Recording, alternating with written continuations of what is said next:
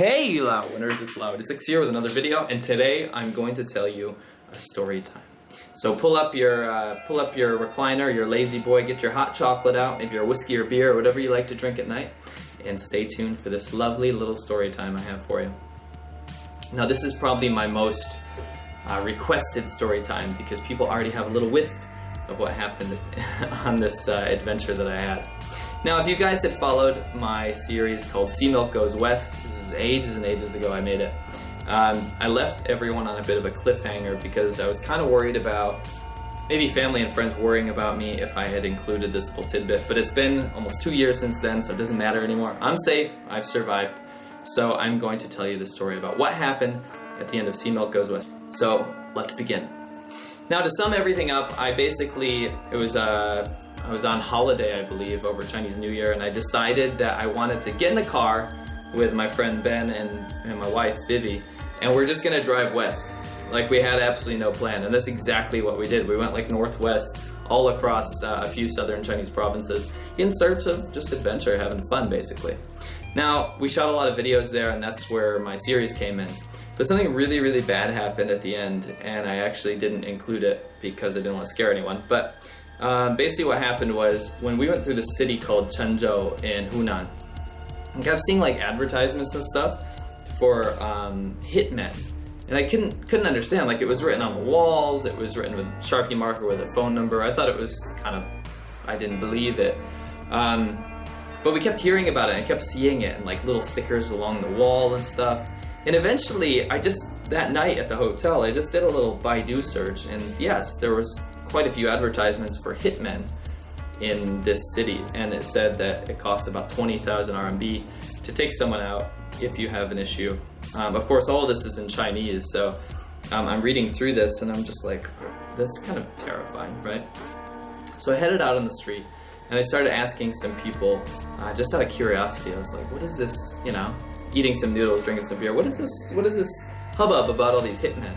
And a few people actually confirmed this, that yeah, there's like a local economy basically that train guys that will go out, I don't know how they do it, but leave that city and then go out to different areas in China and take care of business, so to speak. This was very, very worrying, and it was like a recurring theme in my head. I was like, this is not the China I know, and usually China's been so safe and so, not uneventful, very exciting, but it's always been so unthreatening, So this was in my head the entire time, the entire trip. Anyway, so we head out, we go through all kinds of crazy stuff. We ended up in Guizhou and Hunan and different places in different provinces. And basically, we ended up in this situation where we're looking for this like ancient city. And we'd found it, and we had an amazing time. And we loved it so much in Guizhou that we decided to find another one. On the way to, I believe we were going to Guangxi. I wanted to find another one because we had so much fun. It was this like unexplored, awesome ancient town. Everyone's having fun, lighting lanterns, having parties. It was just a brilliant time. And so I found another one on the GPS, and we headed through these like really dark roads, and we were in the middle of Guizhou in this like really scary place. And it was just kind of ominous. And we found this ancient town by the sign that was there. But when we got off, it didn't have the same feeling as the other one. It was actually just an ancient town. There wasn't very much electricity around it. And we went inside, there was like pumping music and this huge stage where people were like singing. Everyone's drunk, like kids were drunk, men were drunk, women were drunk, everyone was drunk. As soon as we walked into the gates, we saw some teenagers like putting bags of powder in each other's hands and then exchanging money. It was like nothing I had seen in China before, and it just gave me a really, really bad feeling. Now, when we got there, we found that there was one hotel, only one hotel, and there were no cars in front of it, no scooters, no real customers. And we're like, let's just like eat something, let's take a break. This place is giving us a really bad feeling. Nobody's being very welcoming to us. They're kind of like, whoa, what's this? What are these guys doing here? Eye in the cameras, eye in the car, things like that. And we ended up going into this hotel, but these guys were like sitting in a bush with these flashlights and just kept like shining them on us. And we were like all freaked out. It was something out of a horror movie. And we go and we get a room, and it was super, super, super cheap. But there was absolutely no one staying there. I think it was like $5 to stay there or something. I remember I got a bottle of Baijiu. I was like, I'm gonna have a swig of this and then hit the sack. But as soon as I laid down in this horrible, disgusting hotel, I put the bottle of Baijiu down on the nightstand and started taking out my contacts. And I opened the drawer next to me because I always like to look to see what's in there.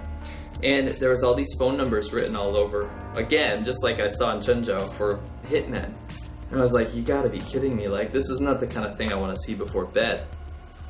So I tried to put it out of my mind. I'm like, oh, my wife and Ben are already asleep over there. My wife's laying next to me. She's whining because I'm making too much noise and scurrying around. I don't know why. I'm just kind of freaked out about this whole thing.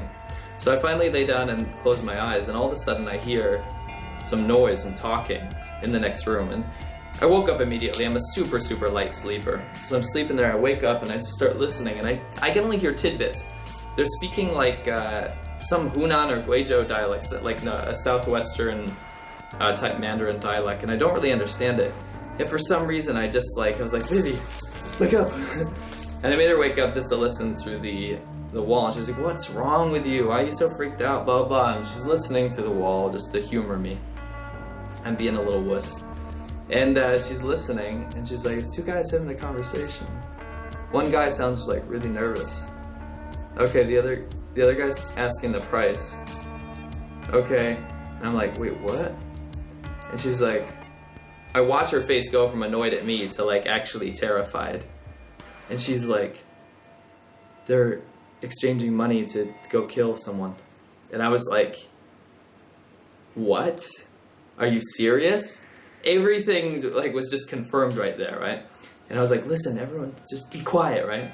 So this one guy, the customer, who was talking to the other guy about how much he had to pay, was really concerned that someone was going to know about this. Obviously, it was his first time. He didn't know how to go about this whole process. And he said to the guy, you promise there's no one else in this hotel, right? He said, yes, no one comes to this hotel. If there's anyone here, I'll take care of it. No one's here. No one's going to listen to this conversation. I'm a professional. I know what I'm doing. Now, this is in the room right next to us, right? And right after that, I just start shaking. Like, after she translated that to me, I was like, so these guys think that they're alone, and so they can do this transaction here, when in fact we are right next door. What happens to us in this no electricity, like middle of nowhere, a hit exchange is going on here. It's 3 a.m. I'm freaking out, and I said to Ben and Vivi, I said, we need to either get out of here or we hide and we shut up, because this is wicked scary. So we listened to it more and more, and the guy's really nervous about it, and he's like, fine, I'll go check all the doors. So the guy walks up and he starts opening all the doors, and ours was locked, and he goes on our door handle. Right then, I just froze. And I was like, oh no. They walked away and they continued talking, but at this point we didn't have Vivi to translate because we had moved over towards the window. And I don't know, I had this urge. I had everything packed up already. I had this urge. I just opened the window and I got out onto the awning and I just jumped down and I said, guys, come down. It was actually just really close to the ground. It wasn't too high up. I had him throw the bags off, and then I helped Vivi down, and then Ben jumped down, and we just ran. We ran as fast as we could, and as soon as we made noise, their little lamp or whatever that they had in their room goes off. And we just start running to the car. And we know that there's this like off-road, terrible road that we have to go on. It goes absolutely nowhere. We don't know where it goes in the other direction, so we just go. And we realize that if they call ahead or have someone stop us, basically, there's no street lights, there's no police, there's nothing out here. It's the middle of nowhere. And I'm just in the Suzuki Swift, like bottoming out the suspension the entire time. And we drive until like 7 a.m. And we ended up in Guangxi province somewhere where I stopped because I ran out of gas like right before a gas station. And there was no attendant there because it was in the middle of nowhere. And we had to wait there in the car, just freaking out. They were sleeping. I couldn't sleep. I was so scared. But anyway, that's basically how it transpired. Even thinking about it, the memory is still scary to me. That's not the kind of stuff I want to seek out. I love adventure. I love culture. All this kind of stuff. You know, I want to try new things, but this was a new experience. This is real. And I don't want to replicate that again. I also don't want this to paint a negative picture of China. This is just a one-off situation, but there are places in China that are, they can be rough. That's not like what you see in the big cities. Anyway, I hope you like this story time. I will catch you next time, Laowinners.